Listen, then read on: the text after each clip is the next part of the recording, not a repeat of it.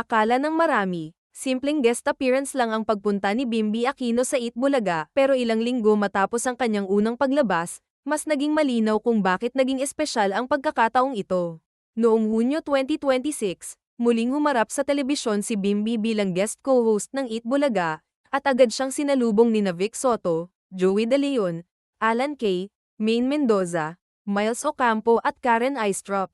Mas naging malaking usapan ang kanyang pag-host dahil hindi na si Bimby ang batang dating nakikita ng publiko. Ngayon ay isa na siyang young adult na sinusubukang buuin ang sarili niyang pangalan sa entertainment, matapos ang ilang taon na mas naging pribado ang kanyang buhay. At ang Eat Bulaga ang naging isa sa mga unang malalaking plataporma kung saan muli niyang ipinakita ang kanyang kakayahan sa harap ng live audience. May isa pang mahalagang dahilan kung bakit naging natural ang kanyang pagpasok sa programa. May matagal ng koneksyon si Bimby sa Eat Bulaga at sa mga personalidad na bahagi nito. Bata pa lamang siya nang makasama niya sina Vic Soto at Riza May Dizon sa pelikulang My Little Bossings noong 2013. Mula roon, nabuo ang familiarity na muling lumitaw nang magkasama silang muli sa Eat Bulaga makalipas ang mahigit isang dekada. Pero ang pinakakapansin-pansing bahagi ng kanyang pagbabalik ay ang reunion nila ni Riza May. Sa kanyang pagbisita noong birthday celebration ni Riza May, nagbigay si Bimby ng regalo at naging bahagi ng isang reunion na mabilis na nagbalik ng nostalgia sa mga dating nakakakilala sa kanilang tandem. Maging si Kris Aquino ay nakisali sa biruan nang bumisita rin siya sa programa at tinukso ang dalawa.